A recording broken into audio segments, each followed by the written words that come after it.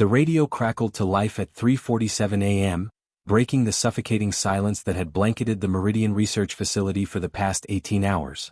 Dr. Evangeline Thorne's weathered hands trembled as she adjusted the frequency, her bloodshot eyes reflecting the amber glow of emergency lighting that had become their only companion in the underground bunker. The voice that emerged from the static was barely human, a desperate whisper from Station Charlie 40 miles north of their position. "This is Commander Zephyr Blackwood of the Northern Alliance. If anyone is receiving this transmission, we need immediate assistance. The barriers have fallen. Repeat, the barriers have fallen. The Horde has breached our perimeter, and we estimate over 10,000 infected moving south toward your location. God help us all." Evangeline's breath caught in her throat as the transmission dissolved into an endless stream of static. Around her, the skeletal crew of researchers who had remained at the facility after the initial outbreak 3 months ago began to stir from their restless sleep. Dr. Cassius Nightingale, the facility's former head of virology, emerged from the shadows like a specter himself, his once pristine lab coat now stained with weeks of desperation and sleepless nights. "How long do we have?" Cassius asked, his voice barely above a whisper, though they all knew the answer would bring no comfort. Evangeline consulted the tactical map spread across the central console, her finger tracing the red zones that had expanded like cancer across the continent. "If they maintain their current pace and don't encounter significant obstacles, 36 hours. Maybe less." She paused, watching as Kyra Ravencrest, their youngest researcher and the facility's last hope for completing the antiviral compound, slowly approached their makeshift command center. Kyra's emerald eyes held a haunting mixture of determination and terror that had become the signature expression of humanity's survivors. At 24, she had witnessed the collapse of civilization, watched her colleagues succumb to the infection one by one, and somehow maintained her sanity long enough to continue working on humanity's salvation. Her dark hair was pulled back in a practical ponytail, revealing the stress lines that had etched themselves around her eyes over the past weeks. "The compound is almost ready," Kyra announced, though her voice lacked the confidence they desperately needed to hear. "Another 12 hours in the centrifuge, then we'll need to begin human trials. But we'll need test subjects who haven't been exposed to the virus yet." Cassius let out a bitter laugh that echoed through the sterile corridors. "Test subjects? Look around, Kyra. We are the test subjects. Everyone else is either dead or worse." He gestured toward the sealed blast doors that separated them from the chaos above. "The infection rate is approaching 97% in the major population centers. Those barriers that just fell? They were the last organized resistance between the mega horde and the eastern settlements. The weight of their situation settled over them like a burial shroud." Evangeline moved to the reinforced windows that offered a view of the facility's upper levels. Through the thick glass, she could see the remnants of their once thriving research campus. Overturned vehicles dotted the courtyard, their metal frames twisted and blackened from the fires that had raged during the first wave of the outbreak. The skeletal remains of the administrative building stood like a monument to humanity's hubris, its windows blown out and walls scarred by the desperate battles that had taken place in those final days. But it wasn't the destruction that made Evangeline's stomach clench with dread, it was the movement she could detect in the shadows between the buildings. The infected had been gathering at their perimeter for days now, drawn by some instinctual understanding that fresh prey lay hidden beneath the earth. Their numbers had been manageable until now, perhaps 50 or 60 shambling forms that posed little threat to their reinforced position. However, if Commander Blackwood's report was accurate, those numbers would soon swell to thousands. "We have a choice to make," Evangeline said, turning back to face her companions. "We can remain here and hope our defenses hold long enough for Kyra to complete her work, or we can evacuate to the secondary facility in the mountains." Kyra shook her head immediately. "The equipment here is irreplaceable. If we leave now, we lose everything. All the research, all the progress, it dies with us." Cassius began pacing the length of the command center, his footsteps creating a rhythmic counterpoint to the distant hum of the facility's generators. "And if we stay, we might all die anyway. 10,000 infected, Evangeline. Even if only half of them reach our position, our automated defenses won't hold for more than a few hours." The radio crackled again, this time carrying a different voice, younger, more desperate. "This is Orion Stormright at Outpost 7. We can see them from here. Jesus Christ, there are so many of them. The sky is black with carrion birds following the horde. They stretch from horizon to horizon like a living carpet of death." Evangeline closed her eyes and tried to imagine a future where humanity survived this nightmare. Somewhere in the distance, she could hear the faint sound of metal groaning under pressure, their first line of defense beginning to buckle under the relentless assault of the infected who had already reached their perimeter. The tremor that shook the facility at dawn wasn't caused by the infected pressing against their defenses, it was the controlled detonation of the northern access tunnel. Cassius had made the decision without consulting the others, sealing off their primary escape route in an attempt to buy them precious time. As concrete dust settled in the corridors and emergency lights bathed everything in an ominous red glow, the reality of their situation became undeniably clear. They were now trapped with their fate, for better or worse. Kyra worked with fevered intensity in Laboratory 7, her hands moving with the precision of someone who understood that every minute could mean the difference between humanity's salvation and extinction. The antiviral compound she had been developing represented 3 months of non-stop research, building upon the work of colleagues who had paid for their discoveries with their lives. Dr. Helena Ashford had been the first to identify the viral markers before succumbing to infection during the initial outbreak. Professor Marcus Grimwald had isolated the protein sequences before he chose to end his own life rather than face transformation. The molecular structure is stabilizing, Kyra announced to Evangeline, who stood vigil beside the lab equipment like a guardian angel. But I need to run one more synthesis cycle before we can attempt human trials. Her voice carried a tremor that had nothing to do with fatigue. They both knew that human trials was a euphemism for their desperate gamble with their own lives. Evangeline studied the young woman's profile as she worked, noting the way Kyra's jaw tightened with concentration and how her emerald eyes never strayed from the task at hand. In another world, another time, Kyra would have been defending her doctoral thesis or publishing groundbreaking research in prestigious journals. Instead, she was fighting to preserve the very existence of her species in a makeshift laboratory buried beneath tons of concrete and steel. 3 levels above them, Cassius monitored their defensive systems from the security control room. The facility's automated turrets had been functioning flawlessly for the first 2 hours after the Northern Horde's arrival, but the sheer volume of infected bodies was beginning to overwhelm their targeting systems. He watched through the external cameras as wave after wave of the undead threw themselves against the electrified fencing, their decomposing forms creating grotesque pyramids of flesh that others used to climb higher. The infected moved with an eerie coordination that suggested some form of collective intelligence guiding their actions. Those in the first wave seemed to deliberately sacrifice themselves to create pathways for those following behind. Cassius had documented this behavior in his field notes, though he wondered grimly who would ever read them if they failed to survive the next 24 hours. Evangeline, Cassius's voice echoed through the facility's intercom system. You need to see this. In the security room, Evangeline found Cassius staring at a bank of monitors displaying feeds from around the facility's perimeter. What she saw made her blood run cold.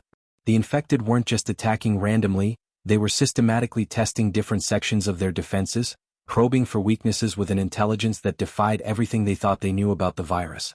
Look at Sector 4, Cassius pointed to one of the screens. They spent an hour testing the electrical fence there, then moved on when they determined it was too strong. Now watch Sector 7.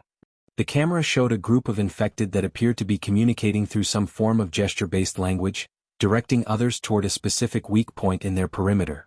That's impossible, Evangeline whispered. The virus destroys higher brain function. They should be operating on pure instinct. Should be, Cassius agreed. But evolution is a persistent force even in death. Perhaps the virus has adapted, or perhaps some vestige of human intelligence remains embedded in their collective behavior. He switched to another camera angle that showed the main gate. Either way, they found our weakest point. The main gate's reinforced steel was beginning to buckle under the concentrated assault of nearly 1,000 infected. They had somehow learned to focus their attack on the gate's hinges, using rocks and pieces of debris as crude tools to accelerate the deterioration. Sparks flew from damaged electrical systems as the infected pressed forward with single-minded determination. Evangeline felt the weight of leadership settling on her shoulders like a lead blanket. The decision she made in the next few minutes would determine whether humanity's last hope died in this forgotten research facility or lived to see another day. She could evacuate Kyra and Cassius through the emergency tunnels, abandoning months of irreplaceable research but preserving their lives. Alternatively, she could order them to hold their position and pray that Kyra's compound would be ready before the defenses failed completely. How long until the gate fails? She asked, though she dreaded the answer. Cassius consulted his instruments and calculations. At their current rate of progress, 6 hours. Maybe 8 if we're fortunate. And Kyra's compound? She estimates 4 more hours for synthesis, then we'd need at least 2 hours to prepare for human trials. Evangeline closed her eyes and tried to block out the sound of metal grinding against metal that echoed through the facility's ventilation system.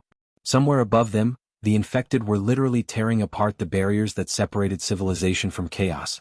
When she opened her eyes again, her expression had hardened into the mask of someone who had accepted the terrible responsibility of choosing humanity's path forward. "We stay," she announced. "Kyra finishes her work and we make our stand here. If we're going to die, we'll die knowing we gave humanity every possible chance." Cassius nodded slowly, understanding the magnitude of her decision. "I'll begin preparations to overload the backup generators. If the defenses fail before Kyra finishes, we can take as many of them with us as possible." As if summoned by their conversation, Kyra's voice crackled through the intercom. "I need both of you in the lab. There's something you have to see." They found Kyra standing before a computer screen displaying molecular diagrams that meant little to Evangeline but clearly held significance for the young researcher. Kyra's face was pale, her hands trembling as she pointed to specific data points on the display. "The compound is ready for testing," Kyra announced. "But there's something else. Something I discovered while running the final analysis." She paused, gathering courage for what she had to say next. "The virus isn't just killing and reanimating its hosts. It's changing them at a fundamental genetic level. The infected we're seeing now aren't the same as the ones from 3 months ago. They're evolving, becoming something new." The laboratory fell silent except for the distant sound of grinding metal that served as a constant reminder of their deteriorating situation. Kyra's revelation hung in the air like a toxic cloud, poisoning what little hope they had managed to maintain. Evangeline stared at the molecular diagrams displayed on the screen, trying to comprehend the implications of what the young researcher had discovered. "Show us," Evangeline said, her voice steady despite the chaos raging in her mind. Kyra pulled up a series of comparative genetic sequences, her fingers dancing across the keyboard with practiced efficiency. "These samples are from infected individuals collected during the initial outbreak 3 months ago." The screen displayed a complex helix structure marked with standard viral markers. "And these are from specimens we gathered last week." The second set of genetic sequences looked fundamentally different, showing additional protein chains and modified cellular structures that defied conventional understanding of viral behavior. The virus had not simply adapted to its human hosts, it had begun rewriting their genetic code entirely. The early infected were essentially reanimated corpses driven by basic hunger and aggression, Kyra explained, switching to a third set of data. "But look at these readings from yesterday's specimens." The latest genetic sequences showed even more dramatic changes, including neural pathway modifications that suggested restored cognitive function. Cassius leaned forward, studying the data with the intensity of someone whose life depended on understanding every detail. "You're suggesting the virus is not just preserving brain tissue but actually enhancing it in some way?" "Exactly," Kyra confirmed. "The infected we observed coordinating their attack on our defenses aren't behaving like mindless zombies anymore. They're problem-solving, communicating, and adapting their tactics based on our responses. In essence, they're becoming a new form of intelligent life." Evangeline felt the ground shift beneath her feet as the implications became clear. If they're evolving intelligence, then our entire approach to this crisis has been wrong. We've been treating them like a plague to be cured rather than a competing species to be negotiated with. The facility shuddered as another section of their perimeter defenses failed. Through the intercom, they could hear the automated systems announcing the breach in Sector 3, their mechanical voices providing a surreal counterpoint to the horror unfolding around them.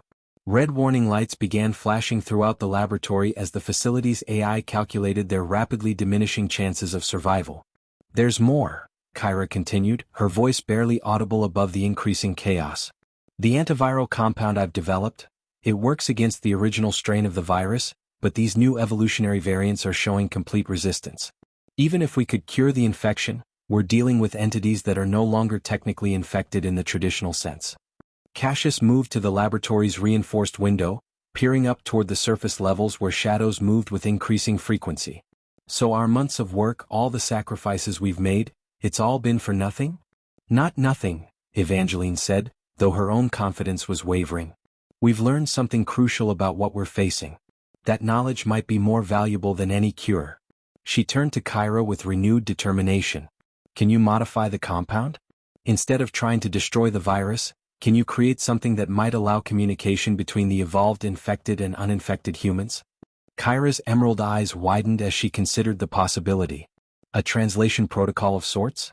Something that could bridge the gap between our neural patterns and theirs. She began pulling up new data sets, her mind racing through the implications. It's theoretically possible, but I'd need to completely restructure the compound's molecular framework. That could take days, and we have hours at best. The lights flickered as power fluctuations swept through the facility. Somewhere in the upper levels, critical systems were beginning to fail under the sustained assault. Evangeline could hear the distant sound of breaking glass and the mechanical whine of motors straining beyond their operational limits. What if we approached this differently? Evangeline suggested, her mind working through alternatives with desperate creativity. Instead of trying to cure or communicate with them, what if we offered them something they want? Like what? Cassius asked, returning from the window with a grim expression. They seem pretty focused on consuming human flesh. Maybe that's just the base-level drive of the less evolved ones, Evangeline theorized. If the advanced infected are truly intelligent, they might have needs beyond simple hunger. Territory, resources, safety for their kind, the same things any intelligent species would want. Kyra stopped her frantic typing and looked up with sudden understanding. You're talking about negotiation. Trying to establish some form of coexistence rather than fighting to the death. It's either that or we all die in the next few hours, Evangeline replied bluntly.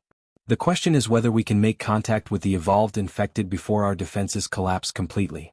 Cassius shook his head in disbelief. You want to invite them in for a conversation? Evangeline, these things were human beings just months ago. They've torn apart every major city on the continent. What makes you think they're interested in peaceful coexistence? Because intelligence implies choice, Evangeline answered. And choice implies the possibility of finding alternatives to mutual destruction. She moved to the laboratory's communication console and began adjusting frequencies. If they're truly evolving intelligence, then they must understand that wiping out humanity entirely would eliminate their food source. There has to be some middle ground. The facility's public address system crackled to life, carrying Cassius's voice throughout the complex. All personnel to emergency stations. Perimeter breach in sectors 3, 7, and 12. Estimate 30 minutes until complete defensive failure. Kyra looked up from her equipment with sudden inspiration. What if we could use the compound as a carrier? Not to cure the virus, but to transmit information directly into their neural networks? I could modify it to carry a basic message, a request for communication rather than an attempt at destruction. Evangeline felt the first spark of genuine hope she had experienced in hours. How long would that take? 2 hours, maybe less, Kyra replied, already beginning to reconfigure her equipment. But we'd need a delivery method. Someone would have to get close enough to the evolved infected to inject them with the modified compound. I'll do it, Evangeline said without hesitation. If this is humanity's last chance, I'll be the one to take it. Cassius stared at her in amazement. That's suicide, Evangeline. Even if the intelligent ones don't kill you immediately, you'd be surrounded by thousands of the base-level infected who definitely will. Then we'd better make sure our message is compelling enough to convince them that keeping me alive serves their interests, Evangeline replied, moving to help Kyra prepare the modified compound. As they worked together with desperate efficiency, the sound of their failing defenses grew louder and more ominous. Metal screamed against metal, electrical systems sparked and failed, and the very foundation of their sanctuary began to tremble under the relentless assault from above. They were racing against time itself, betting everything on the hope that intelligence, even alien intelligence born from humanity's destruction, might choose communication over annihilation. The main gate collapsed at 2:17 p.m. with a thunderous crash that sent vibrations through every level of the facility. Emergency klaxons wailed their futile warnings as automated systems registered the complete failure of their primary defensive perimeter. Through the security monitors, Evangeline watched the first wave of infected pour through the breach like a dark tide, their movements now displaying the terrifying coordination of a military unit rather than the chaotic shambling they had grown accustomed to. Kyra's hands flew across her equipment with supernatural precision, adding the final molecular components to her modified compound. Sweat beaded on her forehead despite the facility's cool temperature, and her emerald eyes reflected the intensity of someone who understood that every second could determine the fate of both species. The compound she was creating would not cure the infection. Instead, it would serve as a neural bridge, carrying humanity's desperate plea for coexistence directly into the evolved consciousness of their new rivals. Synthesis complete, Kyra announced, holding up a vial containing an iridescent blue liquid that seemed to pulse with its own internal light. The compound is designed to integrate temporarily with evolved neural tissue, creating a communication pathway that should last approximately 15 minutes. Cassius continued his vigil at the security station, calling out updates as the infected methodically dismantled their remaining defenses. They've breached the secondary perimeter. Estimated arrival at sublevel 1 in 28 minutes. His voice carried the steady professionalism of someone who had accepted death but refused to surrender to despair. Evangeline took the vial from Kyra's trembling hands, noting how the liquid seemed to respond to her body temperature, shifting from blue to violet as she held it. How do I administer it? And more importantly, how do I identify which infected are evolved enough to understand a complex message? The evolved ones will have retained more human physical characteristics, Kyra explained, pulling up comparative photographs on her screen. Less decomposition, more coordinated movement, and most importantly, they'll retain human eye coloration rather than the milky white of the base-level infected. The laboratory's lights flickered again as power systems strained under the assault. Through the facility's internal cameras, they could see infected beings moving through the upper corridors with purpose and intelligence. Some carried crude tools, pieces of rebar, chunks of concrete, fragments of metal, using them to systematically destroy security cameras and disable automated defenses. There, Cassius pointed to one of the monitors. Sublevel 2, Corridor 7. That group is definitely evolved. Evangeline studied the screen and felt her breath catch in her throat. The infected beings moving through the corridor looked disturbingly human.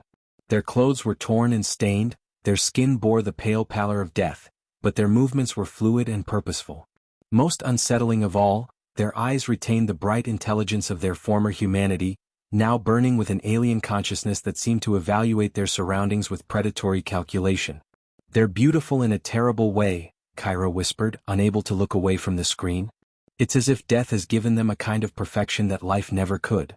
One of the evolved infected suddenly stopped and looked directly into the security camera, its head tilting with curiosity rather than aggression. For a moment that stretched into eternity, Evangeline felt as though the creature was looking directly at her through the electronic link, measuring her worth as both threat and potential ally. It knows we're watching, Cassius observed. And it's not trying to destroy the camera. It wants us to see. Evangeline made her decision with the clarity that comes from absolute desperation. I'm going up to sublevel 2. Kyra, monitor my progress and be ready to evacuate through the emergency tunnels if this goes wrong. Cassius, maintain communications and document everything. If I fail, at least there will be a record of what we tried. Evangeline, wait, Kyra grabbed her arm. I'm coming with you. If the compound doesn't work, you'll need someone who understands the science to make adjustments. Absolutely not, Evangeline replied firmly. You're too valuable to risk. If something happens to me, you're humanity's best hope for finding another solution. Kyra's grip tightened. And if something happens to you, I'll be trapped down here with no way to test whether my work means anything at all. We go together or we don't go at all. Cassius looked up from his monitors with resignation. The infected have reached sublevel 1. Whatever you're going to do, you need to do it now. I estimate 10 minutes before they find the entrance to this level. Evangeline studied Kyra's determined expression and realized that the young researcher had already made her choice. There was no time for further argument, and perhaps having Kyra present would demonstrate their peaceful intentions more clearly than approaching alone. Fine, Evangeline conceded.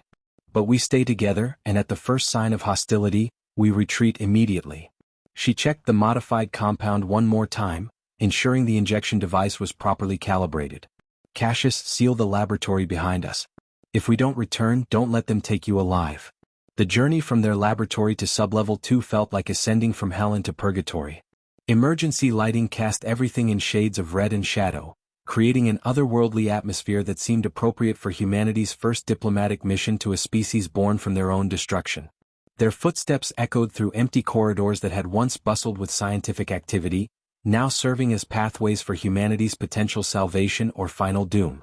They found the evolved infected in the facility's main conference room, standing around the large table as if conducting their own strategic meeting.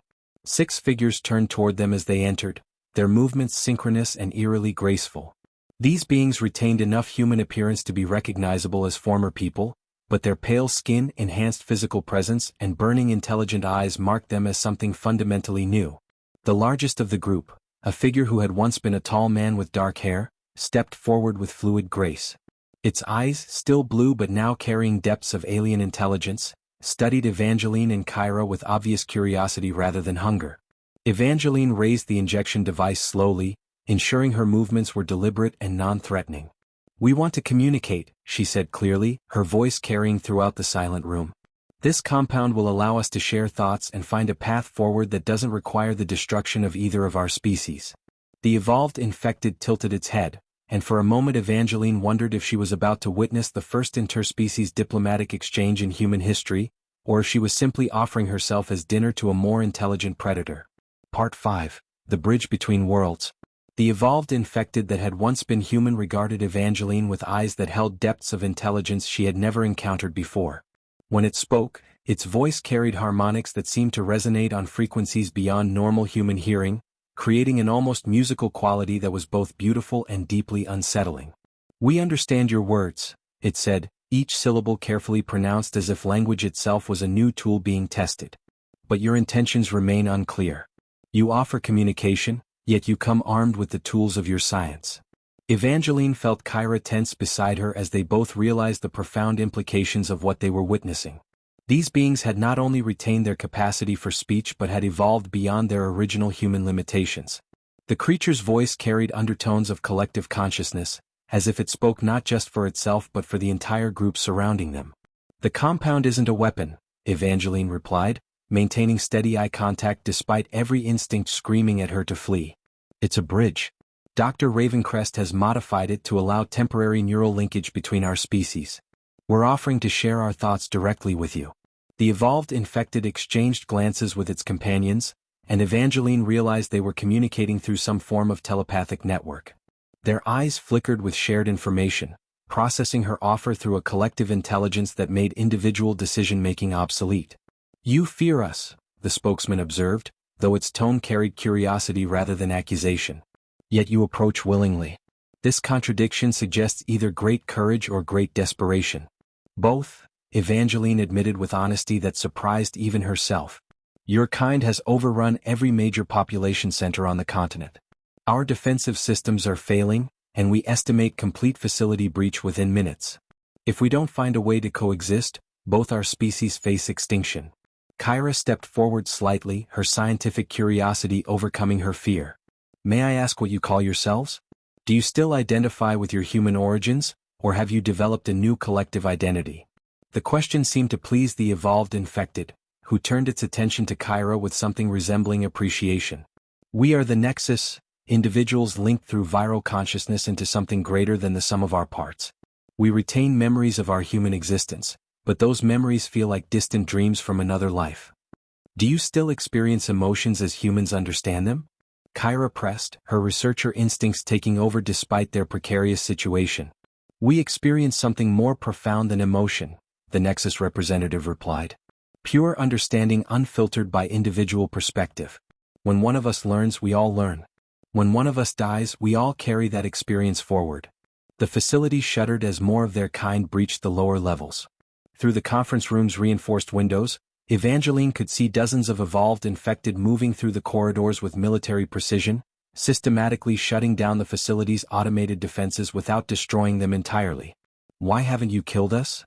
Evangeline asked the question that had been burning in her mind since they first made contact.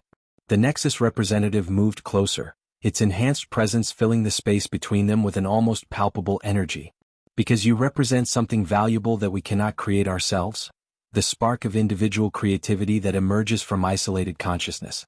The viral transformation grants us collective intelligence but eliminates the random inspiration that drives innovation." Evangeline felt a glimmer of hope pierce through her despair. "You need us alive because we can think in ways you cannot?" "Precisely," the Nexus confirmed. "A symbiotic relationship rather than parasitic consumption. Your species continues to exist and create, while our species provides protection and expanded consciousness. The compound you offer could serve as the foundation for such an arrangement." Kyra raised the injection device with trembling hands. "Who volunteers to be the first bridge between our species?" The Nexus representative extended its arm without hesitation. "I will carry your consciousness into our collective understanding. If your intentions prove genuine, the others will know immediately." If you attempt deception or assault, you will share our death as we share yours. Evangeline realized they had reached the moment upon which humanity's future would pivot. Everything they had been, everything they might become, balanced on this single act of unprecedented trust between species born from the same genetic foundation but evolved along radically different paths. Before we proceed, Evangeline said, I need to know what happened to your empathy. Do you feel remorse for the humans you've killed? The Nexus representative paused, its alien eyes reflecting something that might have been sadness. We mourn the necessity of our transformation and the pain it cost. But survival required adaptation, and adaptation demanded sacrifice. Your species would have made the same choices in our position. Kyra administered the injection with the precision of someone whose entire life had led to this moment. The iridescent compound flowed into the Nexus representative's bloodstream, immediately triggering a visible reaction as neural pathways lit up with new connections. The creature's eyes rolled back, revealing networks of silver veins that pulsed with otherworldly energy. Suddenly, Evangeline felt her consciousness expand beyond the boundaries of her individual mind. She found herself connected to the vast network of Nexus intelligence, experiencing their collective memories and understanding their perspective on the world that humanity had become. The sensation was overwhelming, like trying to contain an ocean in a teacup, but gradually she began to process the flood of information. Through their shared consciousness, she witnessed the early days of the infection from the Nexus perspective. She experienced their confusion and terror as their individual identities dissolved into something larger, their desperate attempts to maintain human emotional connections, and their eventual acceptance of what they had become. Most importantly, she felt their genuine desire to find a peaceful solution that would preserve both species. The neural bridge worked in both directions, and Evangeline realized the Nexus was simultaneously experiencing her memories, her fears, and her hope for humanity's future. They witnessed her dedication to scientific discovery, her willingness to sacrifice herself for others, and her deep love for the species they had both once belonged to.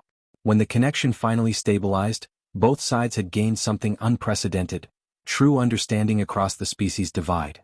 Your proposal is acceptable, the Nexus representative announced, speaking now to both Evangeline and to its collective through their shared consciousness. We will establish protected zones where uninfected humans can continue their existence and research. In exchange, you will provide the innovation and individual creativity that our collective consciousness cannot generate. Evangeline felt tears streaming down her face as the magnitude of what they had accomplished settled in. Humanity would survive, but in a form they had never imagined, as partners with the species their own destruction had inadvertently created. Part 6. The Terms of Tomorrow. The neural bridge between Evangeline and the Nexus representative lasted exactly 14 minutes and 37 seconds.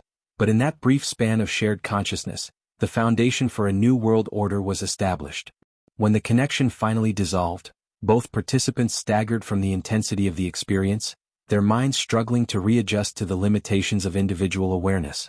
Kyra supported Evangeline as the overwhelming flood of alien memories gradually receded, leaving behind fragments of understanding that would take days to fully process.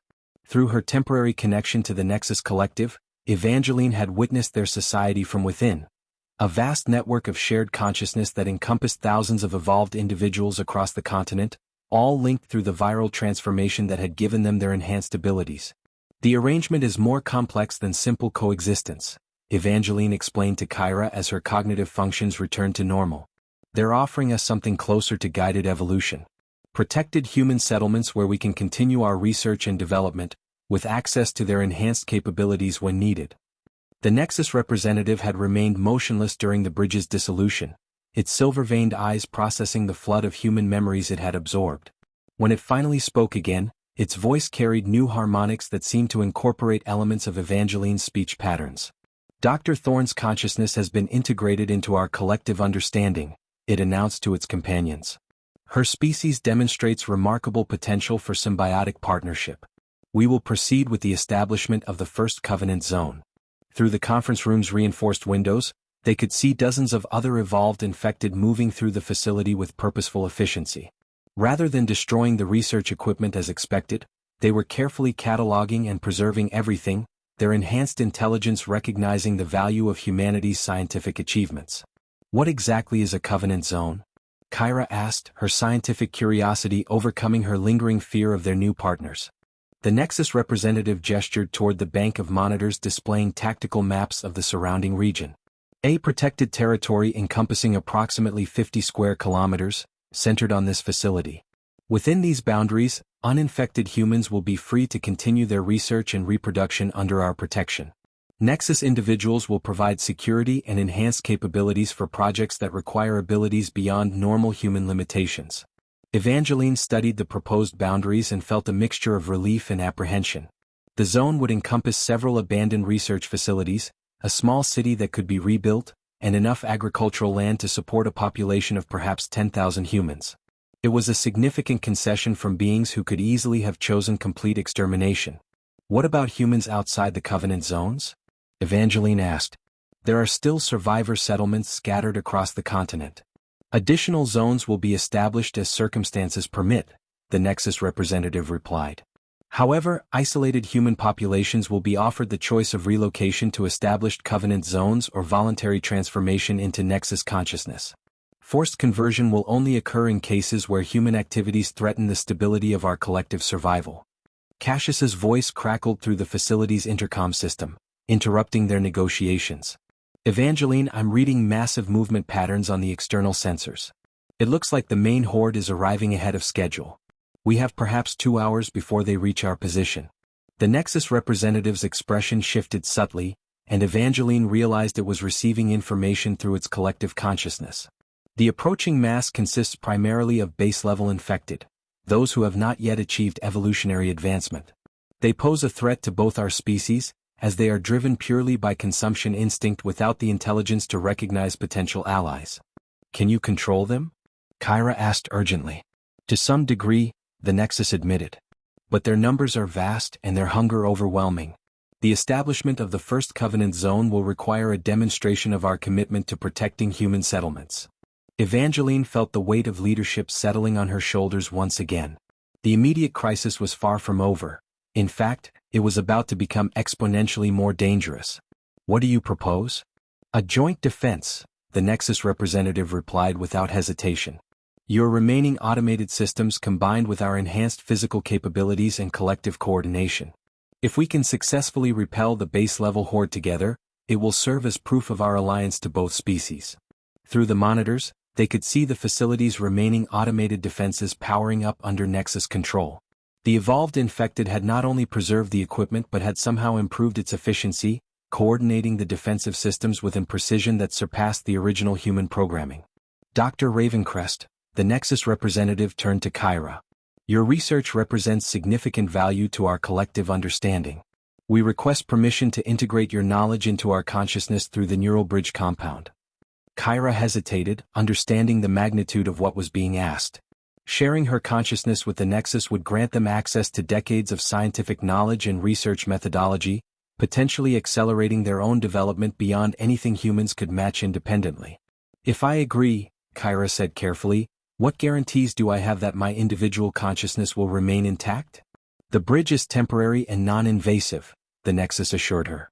You will retain your individual identity while gaining access to our collective knowledge base. Think of it as the ultimate scientific collaboration, your research combined with the accumulated intelligence of thousands. Evangeline realized they were witnessing the birth of something unprecedented in human history, a truly symbiotic relationship between two intelligent species born from the same genetic foundation. The arrangement offered humanity survival and protection while providing the Nexus with the individual creativity and innovation their collective consciousness could not generate internally. I'll do it, Kyra announced, extending her arm for the injection. For science and for the future of both our species. As the neural bridge compound flowed into Kyra's bloodstream, establishing the second connection between human and Nexus consciousness, the facility's sensors detected the arrival of the main horde. Tens of thousands of base-level infected swarmed across the landscape like a living tsunami of hunger and destruction, their primitive minds focused solely on consuming any living tissue they encountered. The real test begins now, Evangeline murmured, watching through the monitors as their new allies took positions alongside the facility's automated defenses. Let's see if two species born from humanity's ashes can work together to ensure there's still a future worth fighting for. The sound of approaching footsteps, thousands upon thousands of them, began to echo through the facility's structure as the base-level horde reached their perimeter. The final battle for humanity's survival was about to begin, but for the first time in months, they would not be fighting alone. Part 7. The Alliance of Necessity. The base-level infected struck the facility's reinforced perimeter at 4:23 p.m. like a biological tsunami, their decomposing bodies creating a writhing carpet of hunger that stretched beyond the horizon.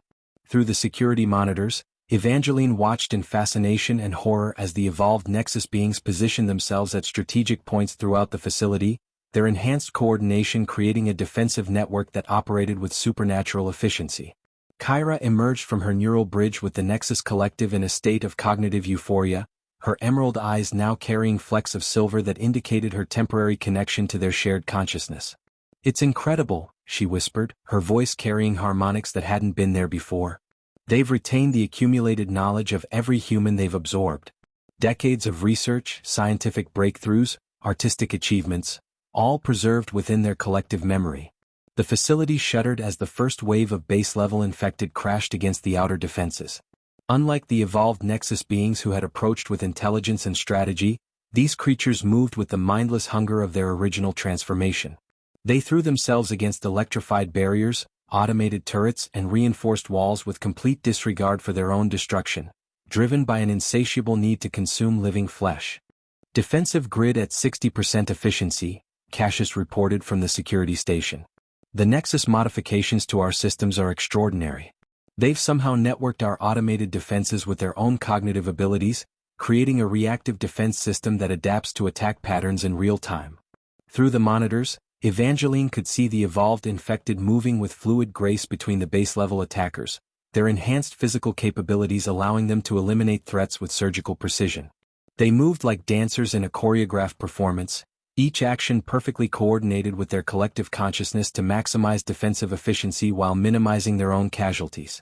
"They're not just protecting the facility," Kyra observed, her enhanced perception allowing her to recognize patterns invisible to unaugmented human senses.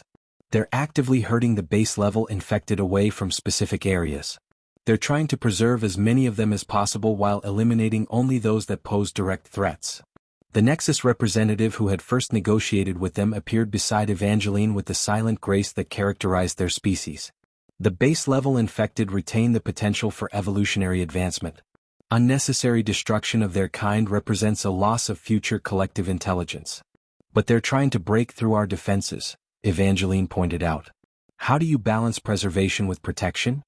"Observe," the Nexus replied, gesturing toward one of the monitors. On the screen, Evangeline watched as several evolved infected surrounded a group of base-level attackers who had breached the outer perimeter. Instead of destroying them, the Nexus beings seemed to be communicating with the primitive creatures through some form of biochemical signaling. Gradually, the aggressive behavior of the base-level infected began to diminish, their random attacks becoming more organized and purposeful. "You're accelerating their evolution," Kyra realized with scientific excitement. "The viral consciousness can be transmitted between infected individuals, upgrading their cognitive capabilities through direct contact." "Precisely," the Nexus confirmed. "What your species perceived as mindless zombies were actually individuals in the early stages of transformation. Given time and proper guidance, they can achieve the same level of enhanced consciousness that we have attained." The implications hit Evangeline like a physical blow. The entire outbreak, it wasn't a plague or a weapon. It was an evolutionary leap. Humanity wasn't being destroyed, it was being transformed into something new. "Your species has reached the limits of biological evolution through natural selection," the Nexus explained as the battle raged around them. "The viral transformation represents the next stage of development, collective consciousness combined with enhanced physical capabilities and extended lifespan." Cassius's voice echoed through the facility with barely controlled excitement. "The defensive grid is now operating at 95% efficiency. Whatever they did to our systems has tripled our effective range and accuracy. We're not just holding them back, we're actually advancing our perimeter." Through the monitors, Evangeline could see that the character of the battle had fundamentally changed. What had begun as a desperate defensive action was now becoming a carefully orchestrated operation to upgrade the attacking forces while protecting the human survivors. The Nexus beings moved through the base-level infected like farmers harvesting crops, selecting individuals for evolutionary advancement while maintaining the defensive perimeter around the facility. "The Covenant Zone will be established within the next 6 hours," the Nexus representative announced. Sufficient numbers of base-level infected have been upgraded to evolved status to provide adequate security for the protected territory. Your species can begin planning for long-term settlement. Kyra's temporary connection to the Nexus Collective was beginning to fade, but her eyes still held the silver flecks that marked her as a bridge between the two species. I've seen their vision for the future, she told Evangeline. Covenant zones established across the continent, each one a center of scientific and cultural development. Humans and Nexus working together to solve problems that neither species could address independently. What about reproduction? Evangeline asked, addressing the practical concerns that would determine humanity's long-term survival.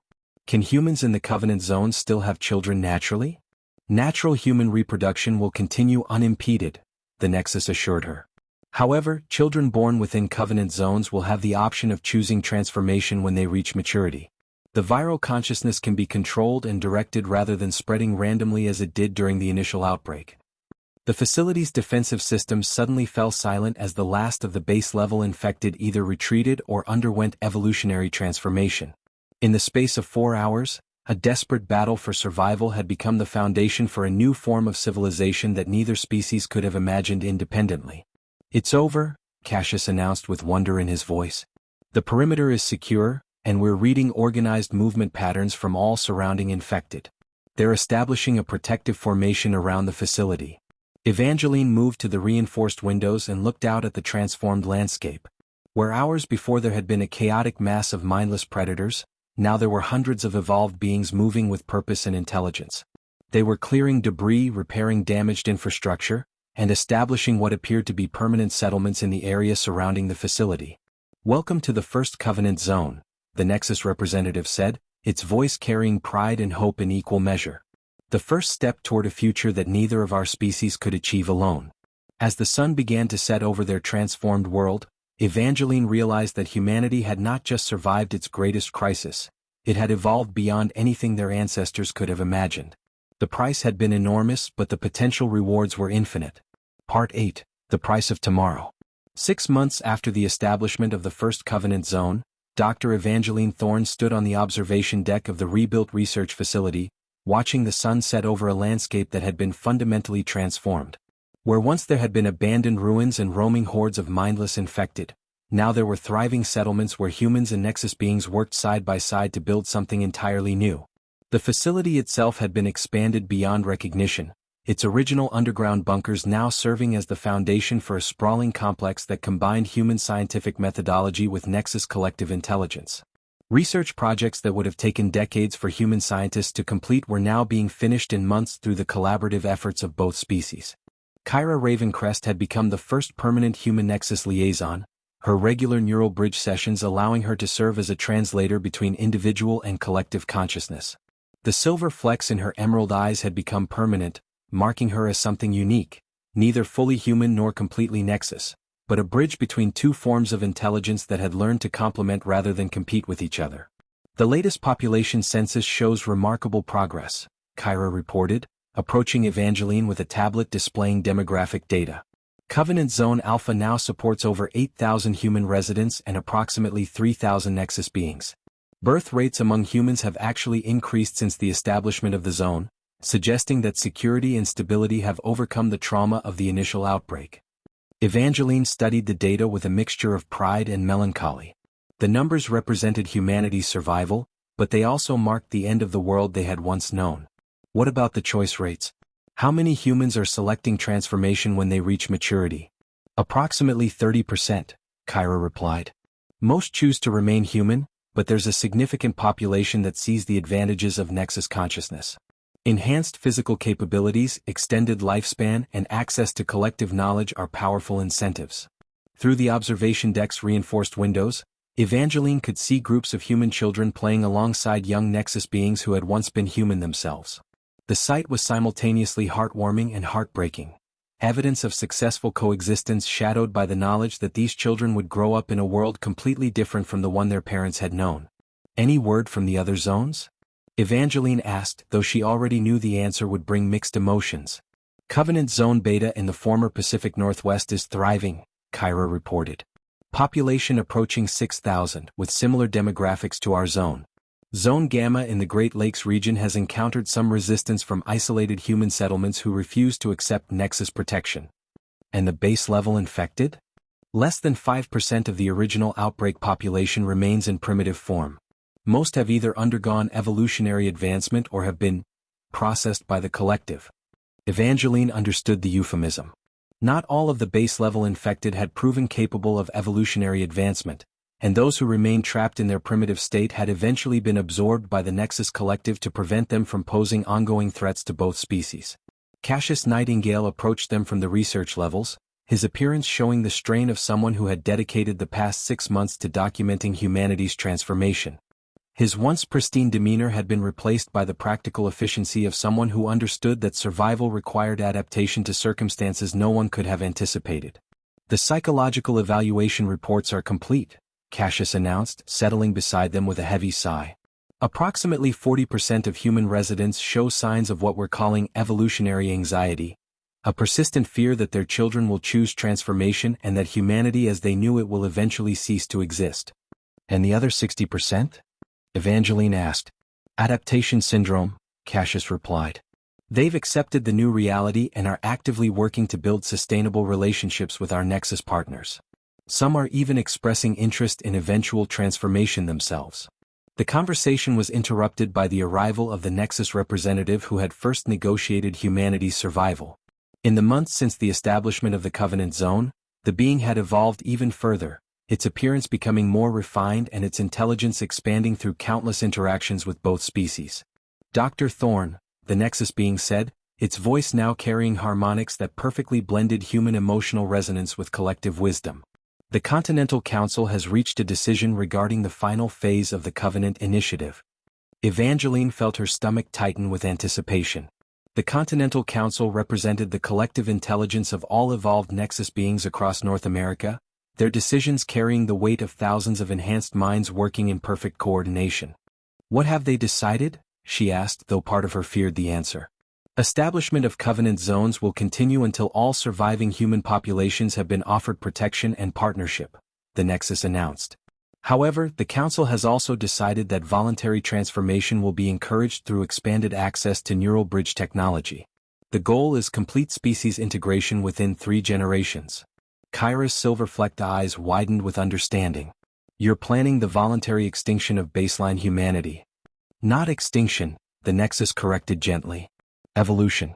The preservation of human creativity and individual perspective within a collective consciousness that can solve problems beyond the scope of either species independently. Humanity will not die, it will become something greater than it ever was before." Evangeline walked to the edge of the observation deck and looked out at the thriving settlement below. Children laughed as they played games that combined human imagination with Nexus coordination. Scientists worked in laboratories where individual inspiration merged with collective knowledge to achieve breakthroughs that surpassed anything either species could have accomplished alone. It was beautiful, successful, and utterly alien to everything humanity had once been. "What about those who refuse transformation?" Evangeline asked. "Will you force evolution on unwilling participants?" "Never," the Nexus replied with absolute certainty. "Forced transformation creates inferior collective consciousness. Only willing participants can contribute the individual creativity that makes our alliance valuable. Those who choose to remain human will be protected and honored for as long as they live. But their children might choose differently," Cassius observed. "As is their right," the Nexus agreed. "Each generation will have the choice to remain as they are or to become something more. Over time, the advantages of collective consciousness may prove compelling enough to make the choice obvious." As the last light of sunset faded from the sky, Evangeline realized she was witnessing the end of one chapter in the human story and the beginning of another. Humanity had survived its greatest crisis, but the price of survival had been the gradual surrender of everything that had once defined their species. "Will you remember us?" Evangeline asked the Nexus being. "When the last baseline human has chosen transformation or died of old age, will the collective consciousness remember what we were before the change?" The Nexus being's expression shifted into something that might have been sadness, though it was filtered through an alien understanding that transcended individual emotion. "We remember everything, Dr. Thorne. Every human who has joined our collective, every memory, every dream, every moment of joy and sorrow that defined your species. In a very real sense, humanity will live forever within our consciousness, not as it was but as it chose to become. Evangeline felt tears streaming down her face as she contemplated the beautiful tragedy of their situation. Humanity had achieved something unprecedented. They had negotiated their own evolutionary transformation with intelligence born from their own destruction. They had not been conquered or consumed. They had been offered a choice that would define the future of consciousness itself. "Then we've succeeded," she whispered, looking out at the lights of the settlement where two species were learning to become one. "We've ensured that something of humanity will survive, even if it's not the humanity we once knew." As the stars began to appear in the darkening sky, Evangeline understood that she was standing at the end of human history and the beginning of something entirely new. The future would be stranger and more wonderful than anything their ancestors could have imagined, but it would be a future where the best aspects of humanity lived on within a consciousness that transcended the limitations of individual mortality. The price of tomorrow had been the humanity of yesterday, but the payment had purchased something infinite, a chance for consciousness itself to evolve beyond the boundaries of any single species. In the end, perhaps that was the greatest achievement any civilization could hope for, not merely to survive, but to become something greater than they had ever dared to dream.